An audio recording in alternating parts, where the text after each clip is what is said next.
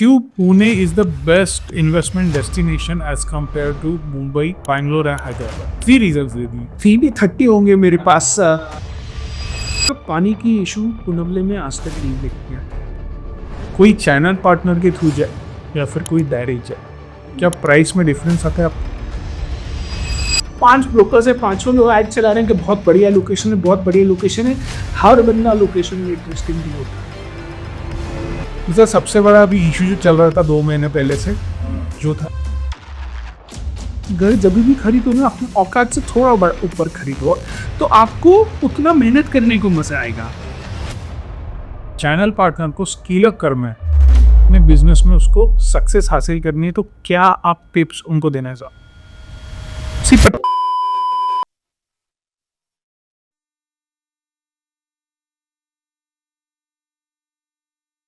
Hello everyone, this is Nikhil Maurya and welcome to my podcast. After a very long time मैं आपके सामने बहुत ही जानी मानी हस्ती लेके आया हूँ एंड सेकेंड टाइम मेरे इस पॉडकास्ट पे डेवलपर आ रहे हैं। लेट मी टेल यू, आज की जो मेरे गेस्ट है, he got a more than 20+ years of experience in various field. He was in IT sales, he was also in a digital marketing platform, he was also visiting faculty in the prestigious institutes जो पुणे में located है, and 20 years का उन्होंने बहुत से industry का experience लेने के बाद now he became a real estate developer. मैं बात कर रहा हूँ मिस्टर संदीप इसरानी सर की, जो कि है अभी director and also partner in tulip group, जो कि अभी वर्मा कॉर्प हो चुका है।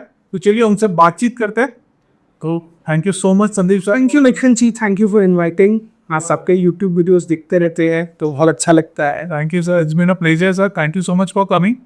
सर आज के टॉपिक में बहुत इंटरेस्टिंग क्वेश्चंस मैंने इसमें डाले हैं।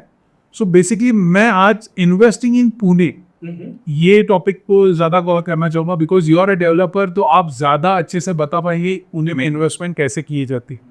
लेकिन ये सबसे पहले सर, सबसे पहले हम आपके इंट्रोडक्शन से स्टार्ट करते हैं। वैसे तो मैंने दिया है, लेकिन आप भी अगर आपका एक क्रिस्प इंट्रोडक्शन दे रहे हैं तो बहुत अच्छा हो जाएगा। उसी के साथ सर आप आपके वर्मा कॉर्प के बारे में भी बताइए कि कैसे वर्मा कॉर्प अभी पुणे में ग्रो कर रहा है, what is their expansion plans, और ये सब चीज़ों के बारे में अगर आप पहले क्रिस्प इंट्रोडक्शन आप पहले है ना फिर। निखिल जी, मैं अपने आप को सेल्स एंड मार्केटिंग प्रोफेशनल कहता हूँ। मेरा लिंक्डइन पे भी या कहीं पे भी टैगलाइन ये है कि sincerely practising real estate sales and marketing for last 20 years। तो सेल्स और मार्केटिंग ब्रांच कैसे बनने चाहिए, सेल्स कैसे होनी चाहिए, वही मेरा फीचर रहा है। मैंने स्टार्ट IBM से किया, एक सॉफ्टवेयर कंपनी में जॉब किया, फिर एक फॉरेक्स डेरिवेटिव सेल्स कंपनी में काम किया। वहाँ पे फिर 2009 में रिसेशन आया तो लगा राइट टाइम में अपना खुद का बिजनेस शुरू करने का। फिर मैंने ब्राइटनिंग करके खुद की ad agency, digital agency start की। वो करीबन 10 साल तक हमने वो एजेंसी चलाई। फिर लगा के यार मेरे स्ट्रैटेजी से, मेरे आइडिया से बिल्डर बहुत पैसा बना रहा है तो मैं खुद क्यों ना पैसा बना लूँ। और वैसे डिसाइड करके मैंने ब्राइट ब्रेन से एग्जिट लेके अब खुद फुल टाइम डेवलपर हूँ वर्मा कॉर्प में। ओके ग्रेट सर, अभी कितना साल हो गया आपको वर्मा कॉर्प? ये 3rd ईयर चालू है। हमारा पहला प्रोजेक्ट जो वर्मा कॉर्प में मेरे साथ था वो हमने इन्फिनिटी अवाना किया, जो आउंड राबिट BRTS रोड पे है ताथवड़े में। दूसरा प्रोजेक्ट अभी हमने इन्फिनिटी हिवाना चालू किया है जो पुनवले में है। And touchwood, we have achieved record sales, at the same time record price in those markets because मैं आपको इंटरेस्टिंग में एक फैक्ट बताता हूँ कि लोग, जो मुझे लग रहा है जो मार्केट में गैप है वो ये है कि एग्जैक्टली कंज्यूमर को चाहिए क्या, वो कोई रिसर्च नहीं कर रहा है। मैंने एक बहुत बड़ी company which is one of the Fortune 500 companies, market research company, उनको हायर किया, एक बड़ा पैसा दे के एक्चुअल फिजिकल सर्वेस करवाए। और फिजिकल सर्वेज में मुझे उन्होंने 1300 लोगों से फिजिकल सर्वे करवा के मुझे एक डेटा प्रेजेंट किया कि एग्जैक्ट मार्केट में क्या गैप है। वो गैप उन्होंने आइडेंटिफाई करके एग्जैक्ट वो प्रोडक्ट लॉन्च किया। हालांकि वो मार्केट के फेवर में नहीं था, 4 BHK ताथवड़े में नहीं चलते थे, लेकिन उस रिसर्च ने मुझे बताया कि 4 BHK बहुत अच्छे से चली है। वो गैप हमने आइडेंटिफाई की और हमने लॉन्च पे रिकॉर्ड सेल्स किया। आज प्रोजेक्ट पूरा सोल्ड आउट है, नेक्स्ट ईयर उसका पोजीशन है और हमने एक बहुत अच्छा क्लाइंटेल ले पाए उसके लिए। Beautiful. Sir, I started in 2020 when it comes to my consulting firm. So at that time, sir, click का कोई भी प्रेजेंस नहीं था। बड़े मार्केट में प्रोजेक्ट्स उनके चल रहे हो, लेकिन एज अ मार्केटिंग पर्सपेक्टिव वहाँ पे कोई भी प्रेजेंस नहीं था। लेकिन 2022 के बाद tulip has created a presence in the market. BRTS on BRTS road का तो सब one of the most well known project बन गया। Sir how did you market yourself so good कि बाकी प्रोडक्ट्स पूरे के पूरे वहाँ पे नीचे चले गए और you are on the first thing. और आपने कैसे स्केल अप किया, कैसे सोचा कि ये आपने you should take that risk? भले हमने रिसर्च की हो डेफिनेटली कि वहाँ पे 4 BHK आने चाहिए, but lot of people play safe. You took that risk, you took that leap of faith कि मैं भी यहाँ पे OBSE लॉन्च करूंगा, जहाँ पे किसी ने भी 4 BHK आया नहीं था, 2 BHK के आगे का भी नहीं सोचा था। मैं बहुत एंटरप्रेन्योर्स को फॉलो करता हूँ। राजीव बजाज मेरे one of the favourite entrepreneurs है, और उस बंदे ने डिसाइड किया चेतक बंद करूंगा, पल्सर चालू करूंगा। Correct correct. और लोगों ने उनको पूछा था भाई तूने चेतक क्यों बंद किया, इतना अच्छा ब्रांड है, आइकॉनिक ब्रांड है। तो उसने बोला कि I believe in the magic of logic, I don't go by emotions, I believe in the magic of logic. So if you actually play data driven approach रखते हैं, logical thinking करते हैं, आपको identify करते हैं। अब मेरी उस रिसर्च में ये आया कि जिन्होंने भी पूना में पर्टिकुलरली पिंपरी सौदागर, प्राधिकरण या बाकी मार्केट्स में 2002 से 2012 में घर खरीदा था, अब 2020-22 चल रहा था, वो लोग अपग्रेड ढूंढ रहे हैं। और उस रिसर्च ने क्लियरली बताया उनको, अब जो उन्होंने 2002 में घर खरीदे, 2012 में घर खरीदे, वो बड़े 2 BHK थे। मार्केट 600 वाले 2 BHK बना रहा था, उनको 850-900 की 2 BHK की आदत थी। उनको लेकर वो घर पुराने होंगे, उनको एम्यूनिटीज नहीं चाहिए, और उनकी इनकम अब पहले से बहुत ज़्यादा बढ़ गई है। तो हमने लिटरली वही मार्केट सेगमेंट टारगेट किया, उसी को पकड़ा, और सारा अपग्रेड मार्केट जाते। मेरे पास मैक्सिमम कस्टमर्स पिंपले सौदागर, पाकड़, हिंजवड़ी, प्राधिकरण, निगड़ी, यहाँ से लोग आए जिन्होंने अपग्रेड प्रोडक्ट समझा है इसको। सो आइडियली समटाइम्स थोड़ा सा फियर से बाहर आके अगर डेटा क्लियरली बात करता है तो रिस्क लेनी चाहिए, रिजल्ट आते हैं उससे। और सेम स्ट्रैटेजी हमें आज बदले में भी काम आई, तो बहुत अच्छा रिजल्ट आया उससे भी। सर जैसे कि आपने दोनों प्रोजेक्ट दोनों भी पिन कोड में पुनावले में, बोले ये ऑन द रोड BRTS के हो और आपका ईवाना पुनावले में हो। Sir why you choose PCMC? Because अभी आपने जो लोकेशंस के नाम लिए जहाँ पे आपके client almost 95% of the clients are from the PCMC area only, ठीक है। और why you choose Punawale? Because out of all the Pune, east, west, north, south, आप बहुत सी लोकेशन अलग ले सकते थे, लेकिन आपने PCMC चूज किया और आपने पुनावले ही मार्केट चूज किया। Why sir? सो देखिए, एक ऑनेस्ट आंसर है, वही लैंड मिली। अच्छा, काफ़ी बार लैंड का आपको पता है रिस्क है, but if you look at it, last 12 साल में ट्यूलिप ग्रुप जो अब वर्ना कॉट हो गया, हमने पुनवले एज ए डेस्टिनेशन चूज किया। वो बहुत नेचुरली सरी ले गया है। अगर पुनवले का पूरा टाइपोग्राफी देखे 1250 एकड़ पुनवले का टोटल लैंड है। तो ताखबड़े, वाकड़, हिंजवड़ी सबसे छोटा पुनवले है, 1250 एकड़ ही है पूरा कुंडुब्ले, जिसमें से 400-500 एकड़ तो नदी, नाले, रास्ते उनमें सब में चले गए हैं।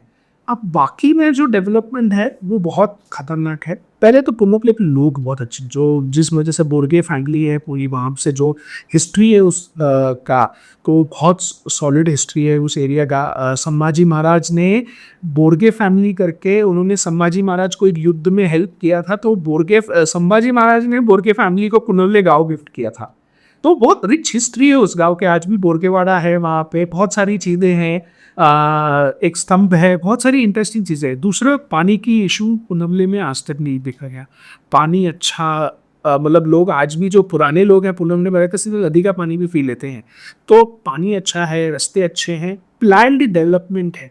आप देखो बहुत सारे एरियाज में पुनवले में आपको स्लंग नहीं दिखेगा जी, कोई भी डेवलपमेंट। दूसरा, कोई भी डेवलपमेंट आपको 50 मिनट से कम का नहीं दिखेगा, सारे बड़े डेवलपमेंट्स है और प्रोजेक्ट्स भी अच्छा है, अच्छे क्वालिटी प्रोजेक्ट्स है, वर्ल्ड रिनाउंड ब्रांड्स है, वैसे लोग भी आ रहे हैं। और उसकी कनेक्टिविटी देखिए ना, हिंजवड़ी से एक्चुअली कनेक्टिव है। टेक्निकली अगर मैं पूना से नहीं हूँ तो मैं थोड़ा सा उस तरफ रहूँ या इस तरफ रहूँ, मेरे को अगर जाना हिंजवड़ी है तो दोनों लोकेशंस मेरे लिए से। हाँ सर, अभी आपने कही पुनावली और PCMC की बात, तो हम उसी पे बात पाते हैं। तो अभी हम इश्यूज़ के बारे में बात करेंगे, PCMC पुनावली की बात। तो सर सबसे बड़ा अभी इशू चल रहा था 2 महीने पहले से, जो था EC का, इन्वायरमेंटल क्लियरेंस। ऑलमोस्ट 1 साल से अटका पड़ा था, बहुत से लॉन्चेस नहीं आए थे। सर जब लॉन्चेस नहीं आए थे उस टाइम पे डेवलपर के पास एक बहुत अच्छा अपॉर्चुनिटी विंडो मुझे लगता था। तो आपको क्या उस टाइम पे प्राइसिंग बहुत बड़ी है पुनावले या फिर पीसीएमसी मार्केट में, और was it stable, was it at the right price? So देखिए, इंटायर यूनिट इकोनॉमिक्स सिंपल दो चीज़ों पे चलता है। एक है डिमांड सप्लाई। तो आप कह रहे हैं कि उस समय डिमांड थी बट सप्लाई नहीं थी, कम था, तो प्राइस बढ़े क्या?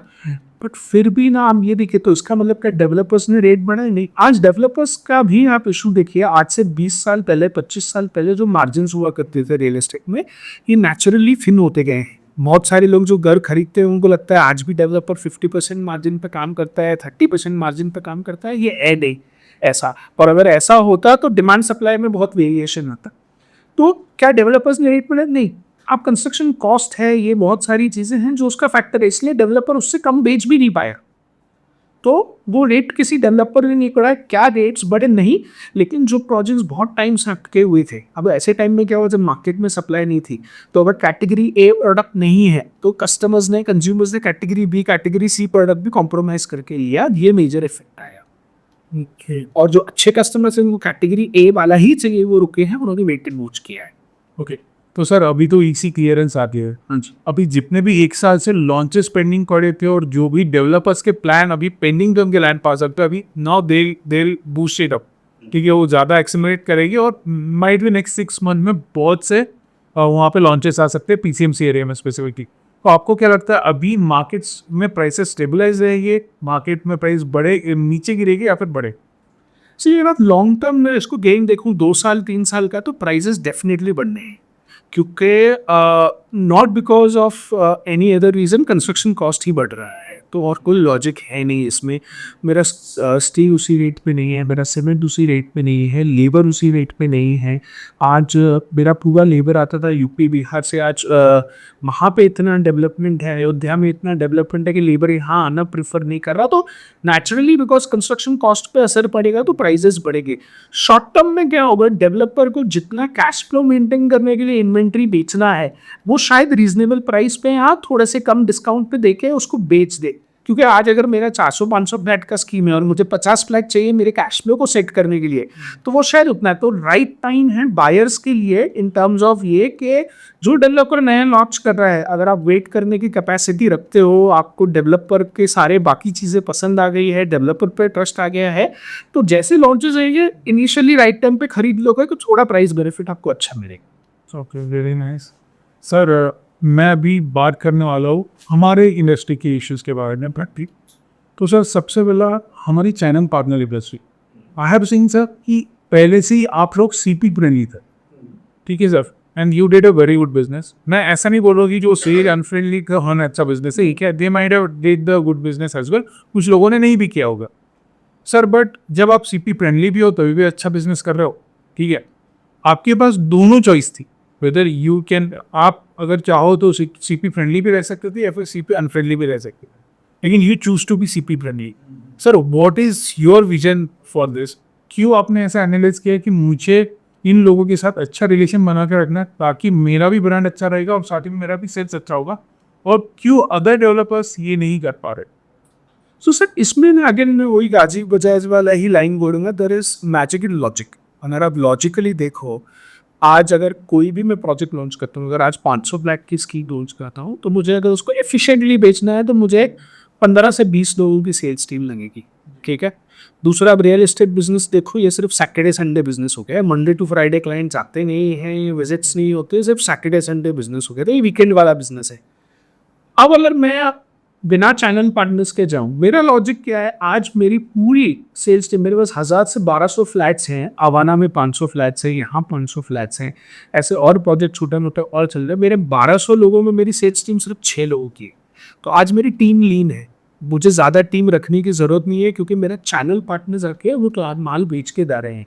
तो आज सोचिए, ये मैं 15-20 लोग अगर मैं 4 साल कंटिन्यूस रखूँ एक प्रोजेक्ट में वर्सेस एक 6, तो मेरा सैलरी कॉस्ट एक ऑटोमेटिकली कम आ गया। दूसरा, मैं एडवर्टाइजिंग एजेंसीज से बिलोंग करता था, आपको पता है प्रिंट का पूरे टाइम्स में एक फुल पेज ऐड दूँ मैं अगर, तो 25 से 30 लाख रुपए, तो बिकॉज एक दिन का एक ऐड का खर्च है। टाइम्स ऑफ इंडिया में वही 30-35 लाख रुपए दिया जाएगा, और मैंने काफ़ी टाइम से प्रिंट एड्स किए नहीं, तो शायद ये रेट कम ज़्यादा भी हो सकता है, बट ये अप्रॉक्सीमेट रेट्स है। आज अगर मुझे बिना चैनल पार्टनर्स के ऐड करना, तो मेरा मार्केटिंग कॉस्ट अपफ्रंट 1.5-2-2.5 करोड़ का है ही है। और उसके बाद भी गारंटी कुछ नहीं कि मेरे को बिजनेस आना है, ये मेरा ब्रांड अवेयरनेस करेगा, मेरे पास कस्टमर विजिट्स लाएगा। दूसरा, आज कस्टमर्स को चाहिए अच्छी सर्विस। आज उनको चाहिए कि कोई उनके घर पे आए, बेसिक पहले इन्फॉर्मेशन दे, उसके बाद सब क्लीन करके फिर वो सिर्फ शॉर्टलिस्टेड प्रोजेक्ट्स देखी। अब आप इसको मैजिक को देखो, ये चैनल पार्टनर मेरी सारी चीजें प्रूव कर रहे हैं, मुझे उनको परफॉर्मेंस पे पैसा देना है, जब माल बिका एग्रीमेंट हुआ उसके बाद पैसा देना है, मुझे अपफ्रंट कोई मार्केटिंग कॉस्ट नहीं लगाना है, बेसिक मार्केटिंग करना है ब्रांड अवेयरनेस के लिए। तीसरी, मेरी टीम लीन रखनी है, मुझे कोई अपफ्रंट सैलरी कॉस्ट नहीं। तो ये बहुत लॉजिकल डिसीजन है किसी भी चैनल पार्टनर के पास कि वो अगर इसको आउटसोर्स कर देता है, इन टर्म्स ऑफ चैनल पार्टनर्स के साथ रिलेशन अच्छा रखता है, तो बहुत दबा के माल बेच पाएगा। Very nice sir. मुझे एक सवाल पूछना था, बहुत इंपॉर्टेंट सवाल है, बहुत से लोगों से पूछता हूँ लेकिन डेवलपर से मैंने कभी नहीं पूछा। I want to ask you it very clearly. कोई चैनल पार्टनर के थ्रू जाए या फिर कोई डायरेक्ट जाए, क्या प्राइस में डिफरेंस आता है आपकी? इसका इंटरेस्टिंग आंसर ये है कि आप इडली सांभर मंगाते हो, सांभर सेपरेट रखोगे, डिप रखो, सांभर ज़्यादा किस में आता है? ऐसा कुछ नहीं ना, आप खाने का मजा है हमें, और राइट यार, जब आप इडली सांभर को डिप करते हो तो आपको किसी लोगों को वो प्रेफरेंस आता है, किसी को उसमें मजा आता है, किसी को इडली सांभर अलग से। So from a consumer point of view there is no change in terms of my pricing, because my pricing is set for मतलब it's very logical again कि pricing set होता है। अब आप समझिए, अगर किसी एक ब्रोकर को मैं 4% 3% दे रहा हूँ और कोई डायरेक्ट आया उसको कुछ नहीं दे रहा हूँ, ठीक है, मैंने क्योंकि अपने मार्केटिंग कॉस्ट में शायद बजटिंग उसका 2% भी किया है और ये अज्यूम किया है कि X परसेंटेज डायरेक्ट आएंगे, X परसेंटेज चैनल पार्टनर्स आएंगे, तो मैं ऑलरेडी ऑफसेट कर चुका हूँ, तो मेरे को कॉस्ट में कुछ ऐसा करना ही नहीं है। तो कैसा भी है सारे चैनल पार्टनर पैसे अगर कोई डेवलपर्स कर रहे हैं तो उनके प्राइसिंग स्ट्रैटेजी में वो फेल हो रहे हैं एंड लॉन्ग टर्म में, बिकॉज आप टेक्निकली क्या होता है, इसका मतलब ये होता है आज क्या हो रहा है, अगर कोई पर्सन डायरेक्ट आया तो इसको मैंने 1 करोड़ का एक घर बेचा, सीपी के साथ आया तो 1 करोड़ 5 का बेचा, तो ये गलत स्ट्रैटेजी। आप 1 करोड़ में ही बेचो दोनों को, आपके मार्केटिंग बजट्स में उसको ऑप्टिमाइज करो, क्योंकि लॉन्ग टर्म में वो कस्टमर भी नाराज होगा, वो चैनल पार्टनर भी नाराज होगा। Again sir, wonderful answer sir. So ये मुझे क्लैरिफाई करना था अपने क्लाइंट्स को भी, what are products that I am also selling. मैं सर ऐसे ही प्रोडक्ट चूज कर रहा हूँ जहाँ पे कहीं पे डिस्क्रिमिनेशन नहीं है, आप चैनल पार्टनर के साथ आओ कि डायरेक्ट आओ, you get the same price. But हाँ, हमारे साथ आने का ऐसा है कि we can give you a good consultation, we can help you with the invix. And sir channel partner का काम ही वो है कि he can accelerate the business of a developer. Correct. So मैं बिना चैनल पार्टनर्स के पहले लॉन्च पे अगर एज्यूम करूँ 40 या 50 टायर बेच दूँ, तो वो मेरी टीम के साथ है 15-20 लोगों की। अब मेरे पास 40-50 चैनल पार्टनर्स काम कर रहे हैं, यानी उतने हैंड्स मेरे पास एक्सपर्ट है। तो एवरेज अगर जो डेवलपर चैनल पार्टनर फ्रेंडली है, राइट स्ट्रैटेजीज के साथ उतरता है, देखो फ्रेंडली होना सिर्फ टका देने वाला बात नहीं है, एक स्ट्रैटेजी होता है, वो लोग they are your ears eyes and mouth everything. अगर आप उनको सुन के इंटीग्रेशन कर लेते हो तो ऑटोमेटिकली आपको एक बड़ा बेनिफिट पड़ता है। Wonderful answer sir. सर मुझे पूछना है अभी सर, इन रिसेंट टाइप में कुछ 3-4 महीने में बहुत सा कॉन्फ्लिक्ट हुआ था मैंडेट फर्म्स और चैनल पार्टनर्स के बीच में। अभी सर बहुत से channel partners were not very happy with the one thing कि ये बहुत सी हमारी बुकिंग को डायरेक्ट में बनाया गया। तो सर ये कितना सही है और सर इसको कैसे हम प्रिवेंट कर सकते हैं और कैसे वो इंडस्ट्री के लिए आपको क्या लगता है क्या सही है, वैसे मैंडेट फर्म्स का और चैनल पार्टनर का एक साथ काम करना सीखे और साथ ही में डेवलपर्स का, या फिर ये ऐसी ही अगर फिक्शन चलता रहा तो कितना किसको बेनिफिट हो सकता है? सो मैं इसकी 2 साइड से आंसर दूंगा, एक चैनल पार्टनर के साइड से दूंगा, एक डेवलपर के साइड से आंसर दूंगा। डेवलपर साइड में सारे डेवलपर्स जो भी फ्यूचर डेवलपर्स है, करंट डेवलपर्स है, मैं पर्सनली क्या रिकमेंड करूंगा, अगर आपको पता है कि आप जिंदगी में 2 या 3 भी प्रोजेक्ट करने वाले हो तो शांति से मैंडेट फर्म को दो और अपने आप पैसा बनाओ और चले जाओ, क्योंकि मैंडेट फर्म से आपके ब्रांड नहीं बनता। आपका कस्टमर जो मैंडेट फर्म में जो सेल्स पर्सन बोल रहा है वो आपका एम्प्लॉय नहीं है, वो क्या कमिट कर रहा है आपको पता नहीं है। सो एज ए डेवलपर जब भी चैनल पार्टनर मैंडेट फर्म्स को दिया गया तो हमेशा कमिटमेंट लेवल्स पे इशू आया ही आया। अब चैनल पार्टनर्स को ये देखना है कि आइडियली देखो बहुत सारे मैंडेट फर्म्स हैं, अब इसमें कुछ 1 या 2 ही गलत कर रहे हैं, सब शायद गलत नहीं कर रहे हैं। तो नेचुरली अगर कंटिन्यूस फीडबैक मिलेगा तो वो फर्म या तो बंद कर देगी वो करना, या फिर वो आउट हो जाएगी मार्केट से। सो प्रैक्टिस तो ऑब्वियसली गलत है, बिकॉज मैं देखता हूँ और चैनल पार्टनर्स की मेहनत कितनी है, पहले डिजिटल पे लीड जनरेट करो, 50 बार उसको कॉल करो, तब जाके एक साइट विजिट निकलती है, ऐसे 50 साइट विजिट निकले तब जाके कुछ बुकिंग्स निकलती है। तो ऑब्वियसली एफर्ट बहुत है। और आज क्या होता है, अगर मैंने अपने चैनल पार्टनर्स को वेल ट्रेन किया है और उनको राइट इनपुट्स दिए कि ऐसा ऐसा ही बताना है, यही है जो क्लियर रखा है मैंने अपना, तो मैं देखता हूँ कि कस्टमर का ट्रस्ट बहुत जल्दी आ जाना है। तो कितने चैनल पार्टनर्स मेरे कस्टमर्स के घर पर जाके फेस टू फेस करते हैं, उसके बाद उनको यहाँ पे लेके आते हैं, एक्सपेक्टेशन मैच हो जाता है, ऑलमोस्ट फर्स्ट या सेकंड बुकिंग विजिट में डील हो जाती है।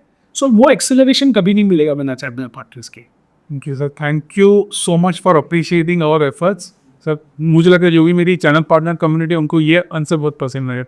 सर अभी मैं और चैनल पार्टनर्स के लिए कुछ सवाल पूछना चाहता हूँ, बिकॉज सर मैं चाहता हूँ कि मेरी फ्रेटर्निटी को भी मैं हेल्प कर रहा हूँ।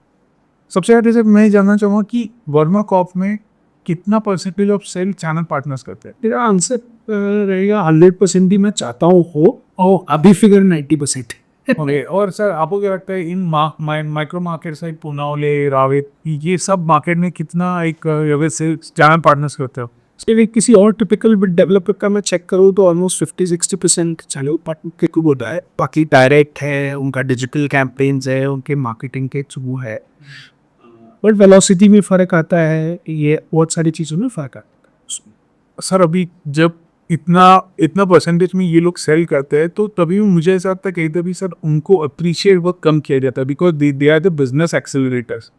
सर अभी ये जो प्रैक्टिसेस कुछ मैंडेट फॉर्म्स ने की थी, not all the mandate form but specific mandate forms ने, जहाँ पे डायरेक्ट की बुकिंग ये कर रही थी, बहुत से कॉन्फ्लिक्ट्स भी लोगों के बीच में हुए। सर ये प्रिवेंट कैसे किया जा सकता है और कैसे ये इकोसिस्टम को हम सही कर सकते हैं? देखिए, इसका लॉन्ग टर्म आंसर तो ट्रस्ट पे ही आएगा, और जो सही करेगा वो रहेगा। बट शॉर्ट टर्म आंसर्स ये है कि आपका आपके क्लाइंट के साथ रिलेशन कितना सॉलिड बना सकता है, तो क्लाइंट कहीं नहीं हिलेगा। आप अभी मैं आपको सिंपल सिर्फ एक दुबई के एग्जांपल, दुबई में कंटिन्यूस विजिट करता रहता हूँ, तो मैंने सोवा का एक प्रोजेक्ट विजिट किया थ्रू एक channel partner, just to inquire के सही है कि नहीं है। उस बंदे ने, जो ब्रोकर, जो चैनल पार्टनर मेरे साथ चला था, उसने मेरा नंबर भी डेवलपमेंट को नहीं दिया। और वहाँ पे अब ये बिकॉज वहाँ पे ऐसे माल प्रैक्टिसेस पहले हुए तो नंबर्स शेयर ही नहीं किए जाते। तो पहले आप आपके क्लाइंट के नंबर शेयर मत करो। दूसरा, आप बहुत सॉलिड रिलेशंस बना के रखो, और आप स्टार्ट में ही कितना एक्सपेक्टेशन सेट करके हो क्लाइंट का, वो ज़्यादा है। उसको राइट इन्फॉर्मेशन गई, उसका ट्रस्ट आप पे आया, तो वो कभी भी नहीं छोड़ेगा। तो वही सही तरीका है, आपका रिलेशन कितना है versus anything else. Okay sir. Sir मुझे पूछना है sir, now in our industry sir there is no barrier to entry, बहुत से कम इन्वेस्टमेंट में स्टार्ट हो जाता, लेकिन सर इसके बेनिफिट्स भी है और इसके डिसएडवांटेज भी है। सो आप ठीक, इसके बेनिफिट्स भी है और इसके डिसएडवांटेजेस भी है। सर सबसे पहले बेनिफिट्स है कि नो बैरियर टू एंट्री है, मिनिमम कॉस्ट में ये बिजनेस स्टार्ट हो जाता है। लेकिन सर इसके जो डिसएडवांटेजेस मुझे जो लगे है सर कोई भी आ जाता है सर, एंड कोई भी मतलब सर ना एक्सपीरियंस, ना प्रॉपर एजुकेशन, ना प्रॉपर क्वालिफिकेशन, ठीक है, ना प्रॉपर नॉलेज। सर इसके कारण क्या होता है सर, जो इंडस्ट्री में जो लोग अच्छा करते हैं उनका भी नाम खराब हो जाता है, ठीक है। तो सर ये इंडस्ट्री को कैसा रेगुलराइज किया जाए, कैसे हम इसको रेगुलेट कर सकते हैं, और कैसे सर अच्छे चैनल पार्टनर्स को हम प्रमोट कर सकते हैं, क्या इसमें नॉर्म्स आपको लगता है रहेगा दिलाने की? तो इसको पहले मैनेजमेंट टर्म्स में इसको बोला जाए तो उसको बोलते हैं कोई इंडस्ट्री ग्रोथ होती है तो कोई स्केल होती है, बहुत सारे टर्म्स है। इस पर्टिकुलर फिनोमिना को बोला जाता है मशरूम ग्रोथ। यानी छोटे छोटे मशरूम्स की तरह बहुत सारे फर्म्स बन गए, लेकिन कोई एक बहुत बड़ा नहीं बन पा रहा है। और अगर आप प्रॉक्टेक में भी देखें या ब्रोकिंग फर्म्स में भी देखें, कोई ऐसे नेशनल कंपनीज जो बहुत बड़े ब्रांड के साथ आईपीओ लेके आए, हार्डली एक आधा कोई एग्जाम्पल मिलेगा।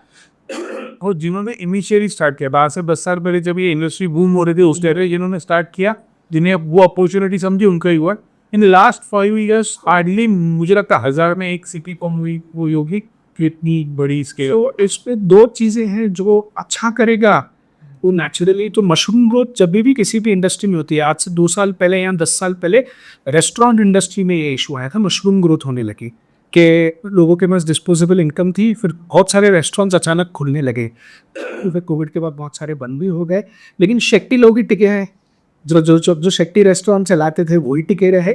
क्योंकि वो उनके कोर में था, फूड एफएमबी उनके कोर में था। तो कोर में कोई चीज़ होती है ना तो वो है। तो अभी क्या हो रहा है, बहुत सारे लोग इस इंडस्ट्री में जुड़ रहे हैं क्योंकि और कुछ नहीं है करने को, तो उससे अच्छा महीने में एक आधा फ्लैट भी बेच दिया तो मेरा निकल जाएगा। अब ये इनका कोर नहीं है, तो ये निकल जाएंगे धीरे धीरे। सेकंड एक इंपॉर्टेंट चीज़, अगर हम यूएस और कैनेडियन मार्केट्स में देखें, आपको प्रोफेशनल रिएटर लाइसेंस लगता है जो बहुत एक्सपेंसिव होता है, जो नॉट टफ होता है। तो बहुत जल्द या बहुत ज़्यादा ज़रूरत है पूना, बॉम्बे या इंडिया को ऐसी कोई लाइसेंस की जिस पे कस्टमर ज़्यादा ट्रस्ट कर पाए। जो बहुत ज़्यादा ये इंपॉर्टेंट है, बिकॉज कोई भी उठ के आ रहा है, कोई सच बोल रहा है, नहीं बोल रहा है, कितना सही है, और उसके लाइसेंस में नहीं। Chartered accountant as a professional मेरे ऊपर लाइबिलिटी है कि but real estate as a professional मेरे पास कोई लाइबिलिटी नहीं। रेरा है बट वहाँ पे अभी तक कोई अप्रोच नहीं कर पाया। इन टर्म्स ऑफ कितने ब्रोकर्स पे रेला पे केस हुए नहीं हुए, क्योंकि कम्युनिकेशन होता है डेवलपर पे होता है। तो एक बहुत स्ट्रॉन्ग जरूरत है, जिस दिन ये हो गया ये इंडस्ट्री रेगुलेट हो जाएगी और एक बहुत अच्छा कस्टमर्स को इसका बेनिफिट हो जाएगा। Very nice. सर मुझे पूछना है, अभी जो चैनल पार्टनर्स इंडस्ट्री में काम कर रहे हैं सर, सबसे बड़ा स्ट्रगल उनको आता है रीच जनरेशन। बहुत से लोगों के अलग अलग स्ट्रगल्स है। आपको क्या लगता है, अगर चैनल पार्टनर को स्केल अप करना है, अपने बिजनेस में उसको सक्सेस हासिल करनी है, तो क्या आप टिप्स उनको देना है सर? सी पर्टिकुलरली डिजिटल मार्केटिंग से ही था मैं, तो मुझे तो बहुत मज़ा आता है आज भी कैंपेन सेटअप करना, फेसबुक एड्स चलाना, मेटा एड्स चलाना, बहुत सारे एड्स चलाना, मज़ा आता है। सी पहला चीज़ है, इंक्लूडिंग मेटा या गूगल, आपका मैसेज क्या करता है। एडवर्टाइजर 1 है, एडवर्टाइजर 2 है, एडवर्टाइजर 3 है, वो तीनों का एड स्टार्ट करता है, लेकिन जिस एड को कंज्यूमर सबसे ज़्यादा पसंद करता है वो उसको ज़्यादा दिखाता है। ये मेटा का बेसिक रूल है। अब आपके एड में सबसे इंपॉर्टेंट क्या है कि मैसेजिंग पे आपने क्या पकड़ा है, वो बहुत इंपॉर्टेंट है। आप एक फेसबुक ऐड चला रहे हो, सब लोग 5 ब्रोकर्स है, 5 लोग ऐड चला रहे हैं कि बहुत बढ़िया लोकेशन है, बहुत बढ़िया लोकेशन है। हर बंदा लोकेशन में इंटरेस्टेड नहीं हो। आपको अपने मैसेजिंग को, किसी मैसेजिंग में किचन ट्राई करो, किसी मैसेजिंग में एमिनिटीज ट्राई करो, किसी मैसेजिंग में आप वहाँ का लोकेशन ट्राई करो, किसी में आर्किटेक्चर एलिवेशन ट्राई करो। आपको मैसेजिंग से कंटिन्यूसली प्ले करता रहना पड़ेगा, जो यूजुअली चैनल पार्टनर फर्म्स नहीं करती, क्योंकि उन्होंने अपना डिजिटल या तो इन हाउस बंदा देके रखा है जो क्रिएटिवली खुद इतना स्ट्रांग नहीं है, या एक एजेंसी को देके चल रहा है जो मैसेजिंग पे फोकस नहीं कर रहे। तो अगर आप चैनल पार्टनर हैं, आपको पता है कि आपको इस प्रोडक्ट में क्या अच्छा लगा जो आपके कस्टमर को अच्छा लगेगा, और अगर आप वही मैसेजिंग देते हो तो आपके एड्स को बेटर रिस्पॉन्स आएगा। And honestly as a channel partner digital is the way. आप डिजिटल पे ही फोकस कर सकते हो। दूसरा, आप ऑटोमेशन क्या ला सकते हो as a channel partner for उसी लीड को नर्चर करने के लिए। ऐसे कॉल्स का डेटा घुमाओ मत के पहले एक कॉलर को दिया, दूसरे कॉलर को दिया, उसमें कस्टमर रेडिपिटी होगा। क्या आप व्हाट्सएप ऑटोमेशंस लगा सकते हो, क्या आप कुछ चैटबॉट्स डाल सकते हो, क्या उनको कोई हल्का सा ईमेल मैसेजिंग, क्या आपने ड्रिप कैंपेन सेट किए हैं। अब निखिल जी आपसे एक सवाल पूछूंगा, आप पहला कस्टमर जो 2020 को मिले थे, क्या उसको अभी भी आपके व्हाट्सएप जाते हैं? तो नहीं जाते हैं, तो क्या आप ड्रिप कैंपेन सेट कर सकते हो उनके लिए, जो ऑटोमेटिकली उनको कुछ मैसेजेस भेजे। मतलब लीड नर्चरिंग टूल्स में आपने क्या किया, एक सिंपल आपने हालचाल कॉल्स के लिए मैंने कभी नहीं देखा है चैनल पार्टनर कभी कॉल लगाता है अपने कस्टमर को। आपके जितने कस्टमर लास्ट ईयर में है, महीने का एक दिन डिसाइड करो इसको सिर्फ आज हालचाल कॉल ही करने। सर कैसा है, घर मिला, प्रेसिडेंट, डोंट वरी सर, कुछ लगता है तो मेरे को फोन करना, मैं डेवलपर से कर कहीं कुछ काम अटका है क्या बता दो। सो दैट सर्विस एलिमेंट आप महीने में एक दिन डेडिकेटेड निकालो कि आज 12 से 6 में सिर्फ हालचाल कॉल करूंगा और कोई काम नहीं करूंगा, और वो सारे पुराने कस्टमर्स को एक बार कॉल करो, देखो आपको कभी लीड भी करूंगी। Very nice, thank you so much. And I hope जो भी चैनल पार्टनर्स ये वीडियो देख रहे हैं उनको ये समझे कि ये बहुत इंपॉर्टेंट है कि आप एग्जिस्टिंग डेटा को कॉल करके सिर्फ हालचाल कभी पूछ लो, और साथ ही में ट्राई टू इनोवेट। जब आप व्हाट्सएप ऑटोमेशन की सर ने जैसे बात की, लीड नर्चरिंग टूल से ऐसे बहुत सी चीज़ें आप यूज़ कर सकते हो आपके खुद के मार्केटिंग कैंपेन्स में।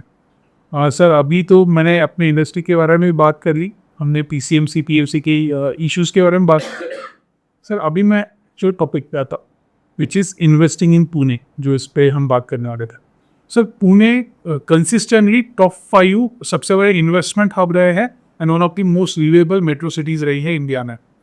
सर क्यों Pune is the best investment destination as compare to Mumbai, Bangalore and Hyderabad? आपको क्या लगता है? 3 रीजन्स दे दी। सर 3 भी 30 होंगे मेरे पास। हाँ, सो बिकॉज अल्टीमेटली ना सर, आप पुणे को क्या टैग मिला है, the number one livable city. तो अब पूरा फोकस लिवेबल पे है। मैं आपको कोविड का एग्जांपल बताता हूँ। मैं डेवलपर कब से हूँ, और जिस दिन कोविड आया और सारे हिंजमड़ी की कंपनीज ने अनाउंस किया कि अब हम वर्क फ्रॉम होम देंगे, उस दिन मेरे ख्याल से सारे डेवलपर नहीं सोए होंगे, क्योंकि हम लोग जिंदा ही हिंजवड़ी के आईटी के क्राउड के ऊपर हैं। अब अगर हिंजवड़ी के आईटी क्राउड में डिपेंडेंट है, सबको वर्क फ्रॉम होम मिला है, तो ये लोग इधर घर ही क्यों लेंगे? वो बोलेंगे हम चाहते हैं उधर, क्योंकि कंपनी ने तो वर्क फ्रॉम होम दे दिया है। ऐसे ही हुआ, लॉकडाउन चला, हमको लगता था अभी ऐसे ही होगा तो गड़बड़ हो जाएगी।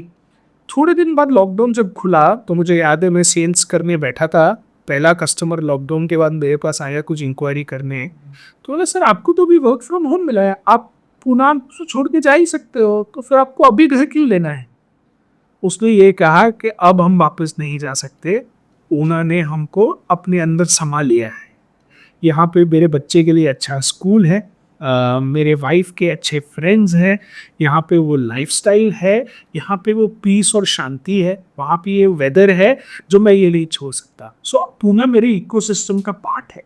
सो अगर आप देखें, लिवेबल सिटी बहुत है। आज आप कोई भी सिटीज़ का नाम ले लो, उनके यहाँ पे एक्सटर्नल फैक्टर्स, इंटरनल फैक्टर्स बहुत सारे हैं। गुड़गांव में पोल्यूशन, बहुत सारी चीज़ों का इशू हुआ, यहाँ पे पॉलिटिकल फैक्टर्स हो गए, हैदराबाद में, बैंगलोर में ट्रैफिक इशूज है। थैंकफुली हम ब्लेस्ड हैं। पूना कितने साल तक रहेंगे मुझे पता नहीं, लेकिन हम ब्लेस्ड हैं।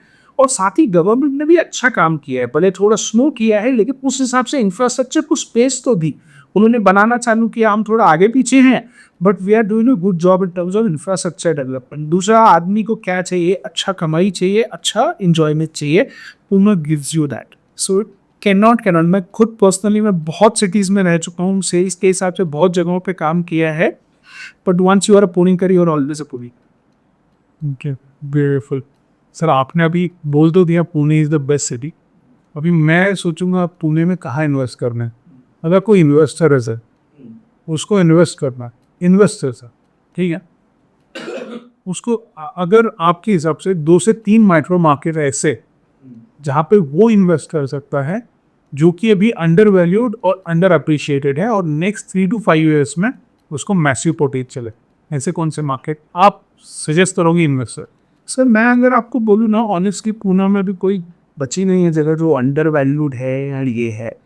बट विद इन दैट अगर आपको जो एरियाज है सर, आप देखिए, आप जितना इकोनॉमिक कॉरिडोर के आसपास हो, इकोनॉमिक कॉरिडोर पूना में हिंजवड़ी, MIDC, तीसरा खरड़ी, ये अपने पास इकोनॉमिक कॉरिडोर्स हैं जहाँ पे अच्छी सी ग्रोथ दिख रही है।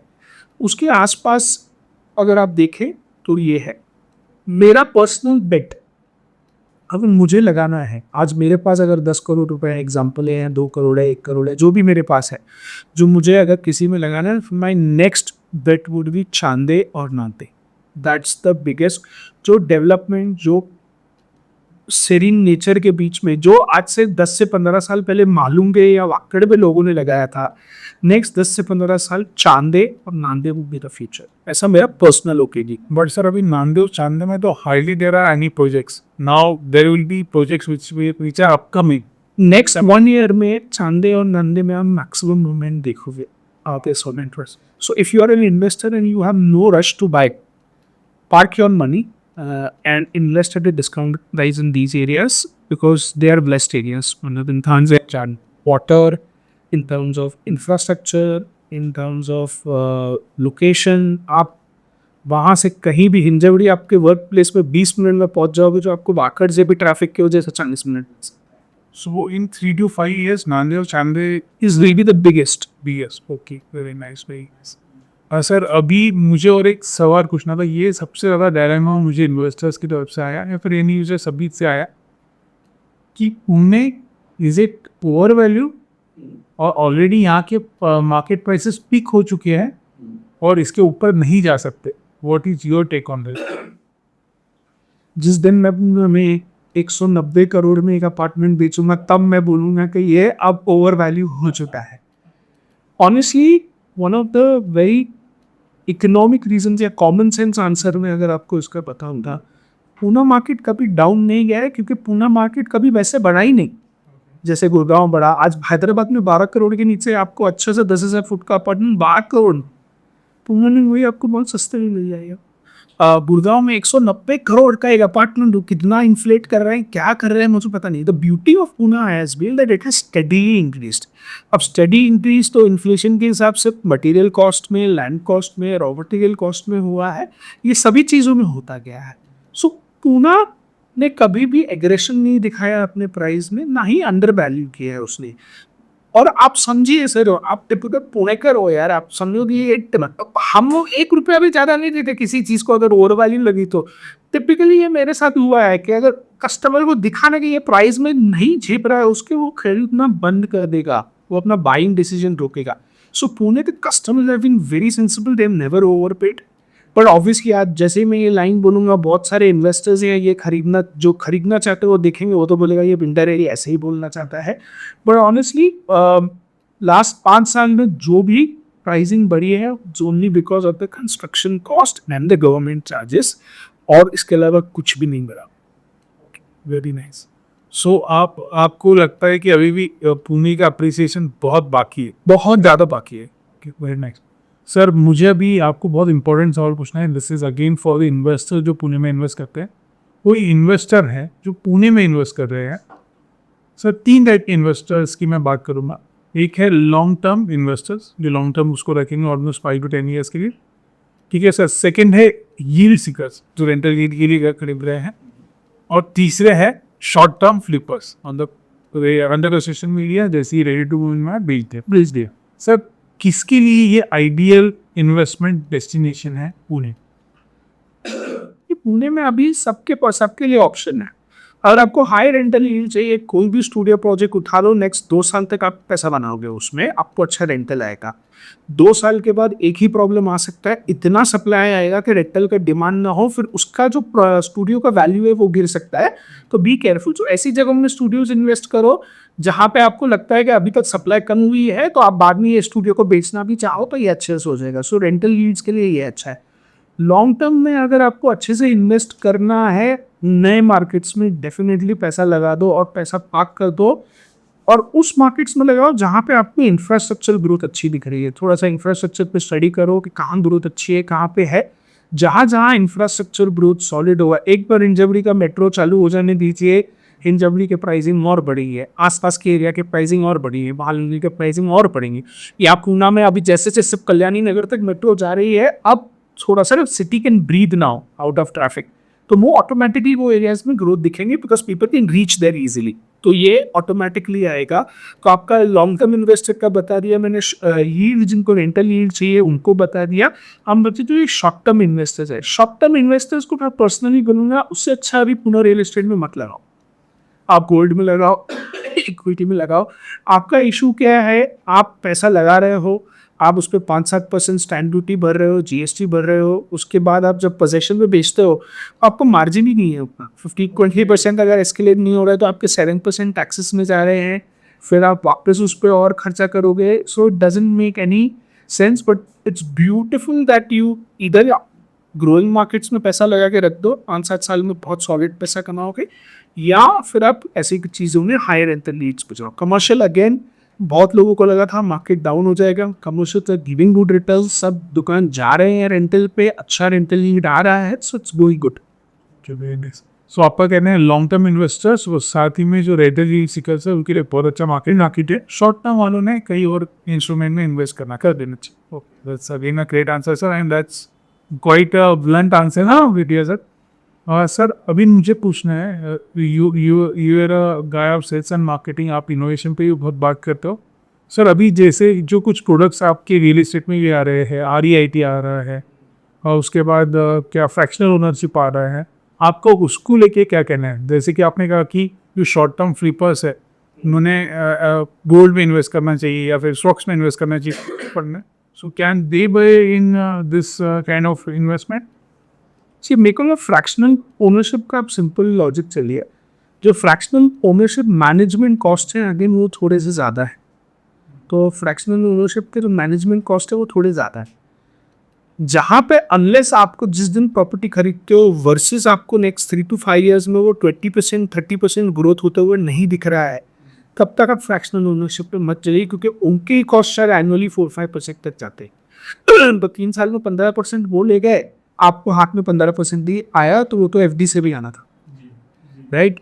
सो आप जो फंड मैनेज कर रहा है, जो फ्रैक्शनल ओनरशिप मैनेज कर रहा है, उसकी कॉस्टिंग देखिए, वो उनके मैनेजमेंट कॉस्ट कितने हैं, और अभी तक कैसा होता है, आप किस प्रकार का, अगर आप रिस्क टेकर हो तो एक हाथ में डाल के देखो, लेकिन अगर आप थोड़े कॉशियस इन्वेस्टर हो तो अभी राइट टाइम नहीं है उसके लिए, बिकॉज लोगों ने पैसा नहीं बनाया है अभी तक उसको। Again sir, thank you so much for wonderful answer. बहुत कुछ चीज़ें, बहुत से नॉलेजेबल चीज़ें आप आपके हमारे ऑडियंस के सामने रखे हो, और डेफिनेटली वो वैल्यू क्रिएट करेंगी। सर, अभी मुझे आपको थोड़ा सा ट्रिक क्वेश्चन पूछना है, ठीक है। नाउ इट्स लाइक आपको मतलब थोड़ा टफ जाएगा, but if you could your best.